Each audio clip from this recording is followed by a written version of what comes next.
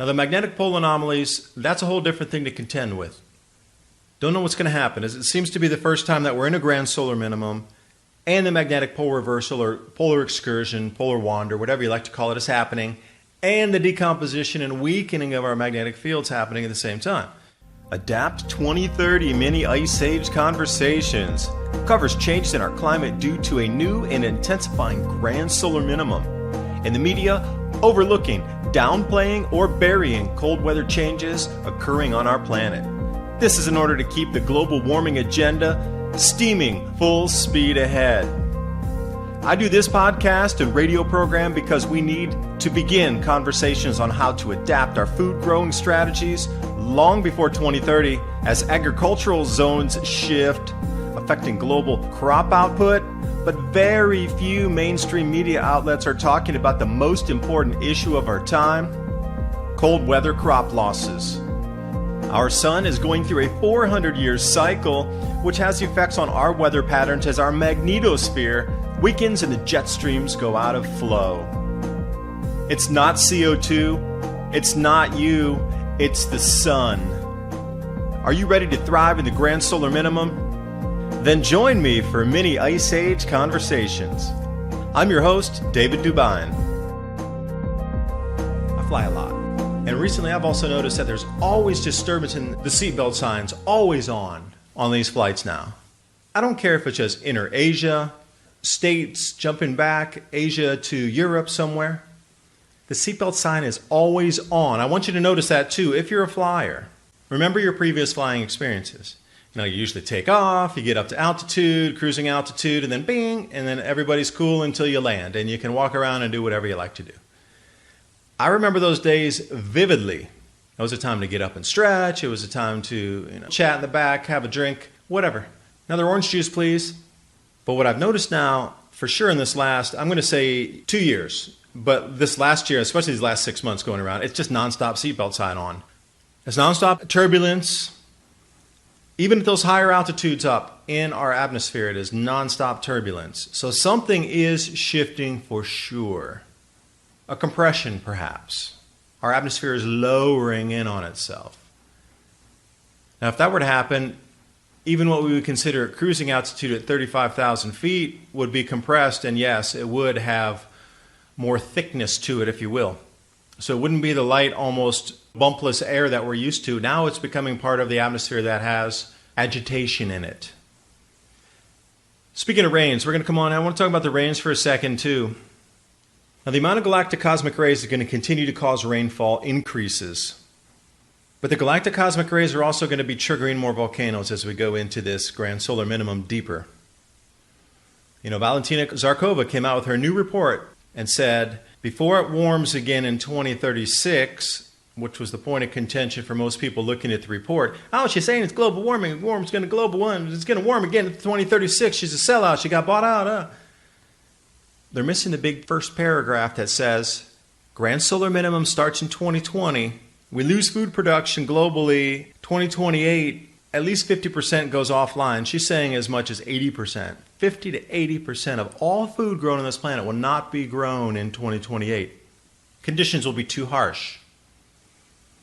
Then we'll get past that point, and then we will start to warm up again. Our atmosphere will readjust again. We will start to get back into warmer, grow conditions with more stable environment, but not until 2036. That's the point of her report. Now the magnetic pole anomalies, that's a whole different thing to contend with. Don't know what's going to happen, as it seems to be the first time that we're in a grand solar minimum and the magnetic pole reversal or polar excursion, polar wander, whatever you like to call it, is happening, and the decomposition and weakening of our magnetic fields happening at the same time. Those go hand in hand, the magnetic pole movement and the destabilization or the weakening of our magnetic field. Now, again, David Lapointe and Rolf Witsche also put right around 2028 to 2030 a complete shutdown in the solar wind. They're talking about zero solar wind. Now, any of you that know about solar wind out there, that also helps compress our magnetosphere. And when there's no solar wind, it's very much like all the pressure's off and it can just turn into a light feather and whoosh, expand. So if we have the magnetic field, which will have weakened much more by that point, and the solar wind goes to zero, and it's cold, we're not going to be growing crops as much on the planet. We're going to have to bring it indoor to protect it. And I'm wondering what the rollover point will be in terms of starvation and famine globally before we actually go into action. And speaking of cycles, my new book with my co-author Bill Porter, Climate Revolution, a must-read for understanding our sun-driven climate. As we progress deeper into this new Eddy grand solar minimum, weather extremes leading to global food scarcity and higher food prices are here now. This book describes the expected changes, how to survive and thrive during future challenging times, and also practical preparations. The entire book is interactive with over 250 links, so you can click and go out to the scientific aspect of what we're talking about with the repeating cycles in this grand solar minimum. The science is explained so you understand the mechanisms. The solutions are there because we know we're going to face these exact same problems again that were faced in the Maunder minimum, the Sporer minimum, the Wolf minimum. Find designs for building greenhouses, grow guides, beam soil techniques, as well as bioreactors to create your own growth hormones for the soil. Available now, the new Adapt 2030 Climate Revolution. The link's in the description box below. There's going to be a pivot point at some time, for sure, and there's no doubt about it. We're going to run into this at 100 miles an hour, no airbag, fine. But when we get to the point where people are starving to death and fighting for food, where they bring out the police and the army to stop the food riots, along with 5G to tweak a wave in the carrier frequency across the city, at what point will governments and industry jump in and go, hey, we can make a buck now? Wasn't profitable before until a lot of people died. Now it's more profitable. Let's start getting into vertical agriculture. I wonder at what point, what year, governments and industry will take action. Because once they go into action, it'll be like a Manhattan Project. It'll be outfitted in like 2 years, the whole planet. We'll go from no vertical agriculture into a fully outfit. Our planet is now 50% vertical agriculture to produce what we just lost. There'll be that pivot point, I assure you, somewhere in the future. Will it happen this year, next year, 2021? Nope. 22, 23? That's when the food riots are going to occur and the famine will begin. Probably around 24, 25 would be my best guess. The timeline of people waking up and becoming aware, like what you're listening to on this radio program and what I'm telling you right now, you're very lucky to hear it at the moment. And I'm not, trying to be all like, hey, I'm telling you. I'm not really. The only reason I try to purvey this information is to keep you and your families safe. Because if you're more prepared, that's awesome. I really hope everybody's more prepared. Because think about it. If there's millions of more prepared people out there, imagine the next community, there's got to be a few prepared people next to you as well. So you're not on an island by yourself. Because let's say there's 5,000 prepared people in your town or city, and there's 5,000 prepared people in the next town, there's 5,000 over in the next town or city. They're going to start to make their own grids of barter, exchange. They'll be the ones leading the communities into better systems, focusing on the food growth, the storage, the basics for pioneering lifestyle. I want you prepared, I truly do, and I want your families to be safe too. We may not know each other personally, but you're another sentient being on this planet. We're going to roll through this together. I really, really hope there's most people prepared as there possibly can be for this event. It's already on setting right now. And see, here's the interesting thing. Valentina Zarkova says it starts 2020. Like in earnest, the globe is going to shake in 2020 is kind of the way she put it. And we are already seeing the beginning of the shaking right now. If this much occurred in this last 10 days, in terms of anomalies across the planet, tectonic anomalies, volcanic anomalies, jet stream anomalies, oceanic anomalies, temperature anomalies, rainfall anomalies, whew, I'm going to hold my breath for a second and go, wow. I don't even know what 2020 is going to bring. But for sure, the end of 2019 is going to bring the end of our grow zones inside the United States. And it's all about the food production. Now, think about all these things happening normally. Now, if we had all of our food indoor and we could protect all of our agriculture and it had been set up that way, none of this would matter. None of it would matter. We would go bouncing through this grand solar minimum like, whatever. But it's not. We still live in a fully open agricultural system. It's nearly 100% exposed to the elements. There's very little vertical agriculture. I mean, yeah, we have some greenhouses, some mushroom grow down in a cave somewhere, but predominantly that's not even 1/10 of 1% of the full planet's production of food. So we'll still have 99.9% to turn over to a new system. Now, being that vulnerable and that exposed to the elements that are changing so quickly, that's a problem for some. It's an opportunity for others. I see it as a huge opportunity right now because I see what's going to happen, so I'm positioning myself for the changes. I'm not chasing the changes. I'm positioning myself in front of the change that I think, with my best guess, that will happen based on all the people I talk to and all the research I do. And I get a really good ballpark figure where it's going to. And then I'm stepping out there in front, waiting for things to come to me, not chasing. Control the simulation. Move the levers and knobs yourself. How good is your crystal ball? You know, the economy is going to morph. The systems that we grow our food and the way we grow our food is going to morph. Just those two alone should give you a huge, huge, huge jump in front of everybody else. Food and economy. If you know how those might be affected and you know that there has to be replacements for the current system that we are operating in, that's your first step. That was my first step. Was thinking, all right, this is going to change, that's going to change. Now, what are people going to need after it changes? Because take a look at some of these rainfall totals here. U.S. breaks 125-year rain record across the United States. 125-year rain record this last year. This is from NOAA.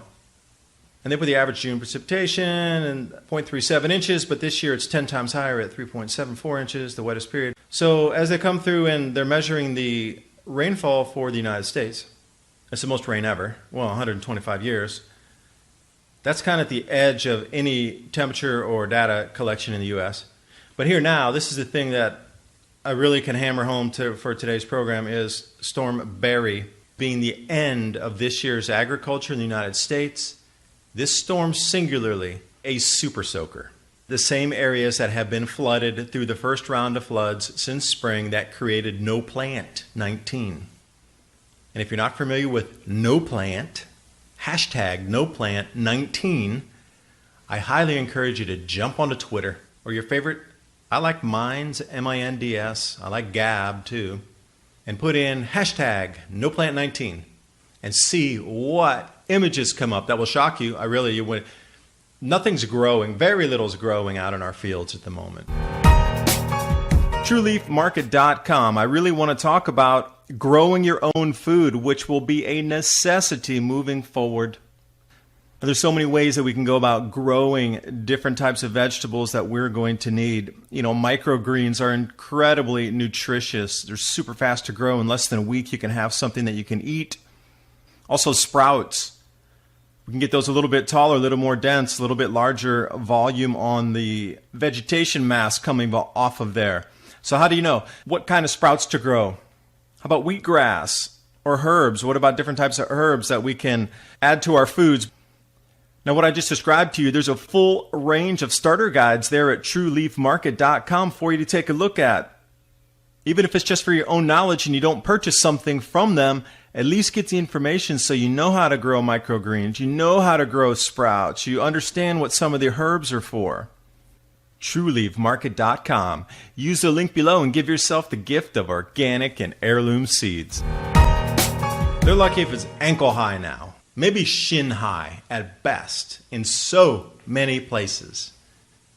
Scrappy emerged, that's what the USDA calls it, scrappy emergence. Now, see, here's the thing I think they faked in the report. Going into the USDA report that was released at the end of May, the scrappy emergence was over 60% of our entire crop that was planted. Forget the non-planted crop acreage. That was 36 million acres this year of no plant. Literally, the farmers are taking an insurance and they're not planting these acres.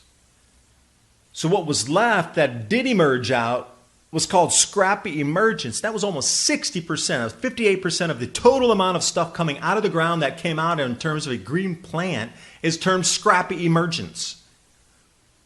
And that means barely growing. Horrible conditions, barely growing. I know the vultures on Wall Street are going to just start scalping and coming in and raising prices based on the storm, but they sure didn't do anything with the fake USDA report in May. Insider trading, CFTC, I'm going to say it again, CFTC, you need to investigate what happened with that May 28th USDA crop report. USDA said it was going to raise 2% of the total production in the United States.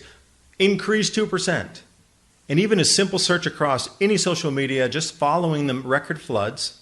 I mean, the directors up there at the USDA could have followed hashtag NoPlant19 on Twitter and Facebook and had enough analysis to say, we're not going to increase 2% this year. Let's pull the report back. Let's take a look at it. Maybe we can revamp it. Maybe we could postpone it. But they let it out there on the market. And again, soybeans were doing quite well. And the USDA report comes out and says soybeans are going to decrease, but corn's going to increase. Wiped out an enormous amount of farmers out there because the news stories had told them if you cannot deliver your corn, go long on corn, leverage it out, get ready for the huge corn price rises because you're not going to deliver. So if your obligation for contract, you can pay cash on your obligation. So there was an enormous amount of articles trying to walk farmers through buying long on the corn calls to try to protect their interests because they couldn't physically deliver.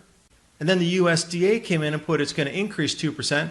So the market dropped like a hot rock. Everybody got called and stopped out. They lost their farms on that report. Thousands of small farmers lost all on that report. But on the same side, in the trading houses, people made billions that day. And again, it's almost like Trading Places, that one movie with Eddie Murphy back in the 80s.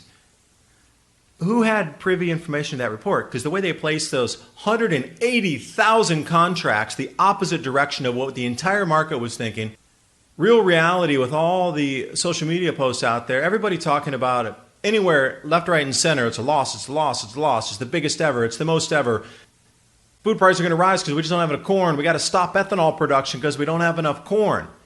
And somebody put a bet of 180,000 short calls on that, going the opposite of the market for corn, and then they took long calls out for the soybeans when they showed it dropped. What?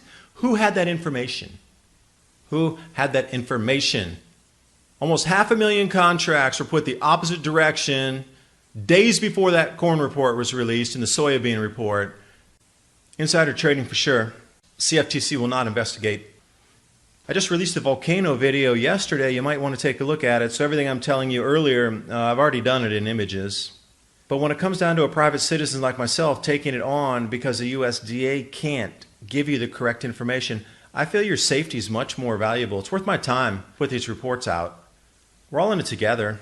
You're not going to run. I'm not going to run. We're all here. There's nowhere to go. It's like we pitch in and we start bailing the boat together or we all sink together. That's the point we're at right now. I'm going to do my own little niche here. This video is brought to you by our friends at TrueLeafMarket.com. Heirloom and organic seeds for any grow zone on our planet.